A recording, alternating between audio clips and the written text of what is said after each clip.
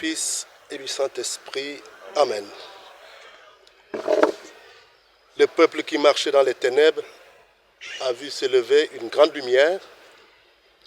Sur les habitants du pays de l'ombre, une lumière a resplendi. Chers frères et sœurs, c'est par ces mots du prophète Isaïe adressés aux fils d'Israël en exil que j'introduis mon premier message de Noël. Je rends grâce à Dieu qui m'a pris de mon petit village de Karounot, qui n'était pratiquement rien du point de vue chrétien, pour faire de moi le berger de son peuple qui se trouve ici à Ziguinchor, en Casamance. Ce Noël, qui se situe entre mon sacre le 23 novembre et ma messe d'action de grâce prévue le 28 décembre dans mon village, sonne pour moi comme une mission. Comme Jean le Baptiste, annoncer que le Seigneur est proche. Comme Jean le Baptiste, mettre la joie dans les cœurs attristés par les circonstances de la vie. Comme Jean le Baptiste, annoncer la fin des ténèbres. Comme Jean le Baptiste, annoncer la réconciliation qui est source de joie.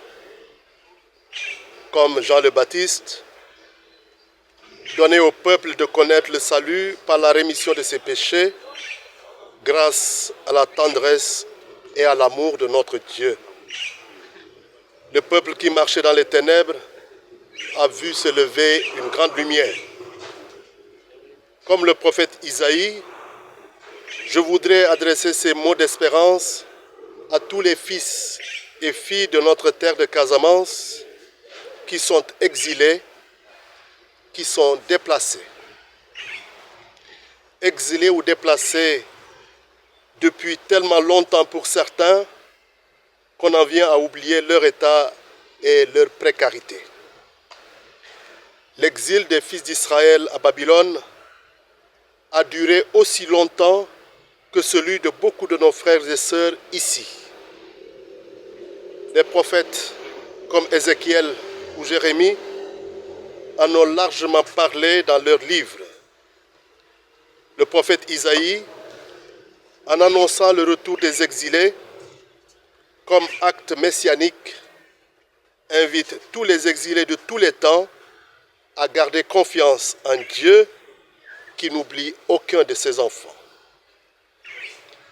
En pensant pour ce Noël à tous nos exilés et déplacés, je pense aussi à ceux qui les accueillent et qui partagent parfois le peu qu'ils ont.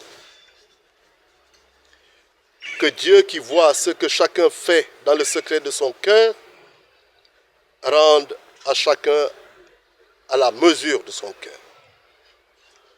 Ce Noël 2024 a quelque chose de spécial. En effet, après le grand jubilé de l'an 2000 sous le pontificat du Saint-Pape Jean-Paul II, l'Église, par le pape François, nous invite à partir de cette nuit à entrer en année jubilaire.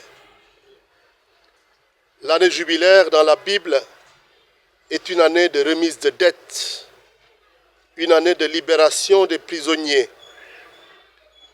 libération de toutes ces prisons qui nous tiennent, de toutes ces addictions qui nous rendent esclaves. L'année jubilaire est l'année par excellence de la manifestation de la miséricorde de Dieu. Je voudrais reprendre ici les paroles du pape François dans la bulle d'induction du jubilé extraordinaire de la miséricorde entre 2015 et 2016. Je le cite: « Nous avons toujours besoin de contempler le mystère de la miséricorde et les sources de joie, de sérénité et de paix. Elle est la condition de notre salut. Miséricorde est le mot qui révèle le mystère de la Sainte Trinité. La miséricorde C'est l'acte ultime et suprême par lequel Dieu vient à notre rencontre. La miséricorde, c'est la loi fondamentale qui habite le cœur de chacun lorsqu'il jette un regard sincère sur le frère qu'il retrouve, qu'il rencontre sur le chemin de la vie. La miséricorde, c'est le chemin qui unit Dieu à l'homme, pour qu'il ouvre son cœur à l'espérance d'être aimé pour toujours, malgré les limites de notre péché. Fin de citation. Pardonne-nous nos offenses, comme nous pardonnons nous aussi à ceux qui nous ont offensés, disons-nous dans le Notre Père, cette prière que le Seigneur Jésus a enseignée à ses disciples. La paix viendra dans nos cœurs quand nous serons miséricordieux, comme notre Père est miséricordieux.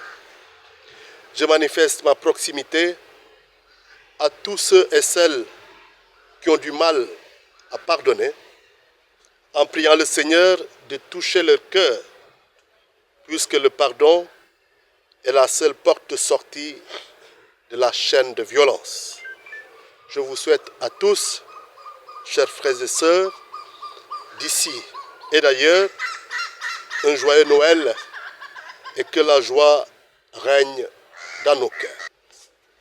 Notre secours est dans le nom du Seigneur qui a fait le ciel et la terre. Dieu notre Père, toi qui es la source de toute bénédiction, daigne envoyer ta bénédiction sur tous ces serviteurs, ici présents et ceux qui sont ailleurs, toi qui es Père, Fils et Saint-Esprit.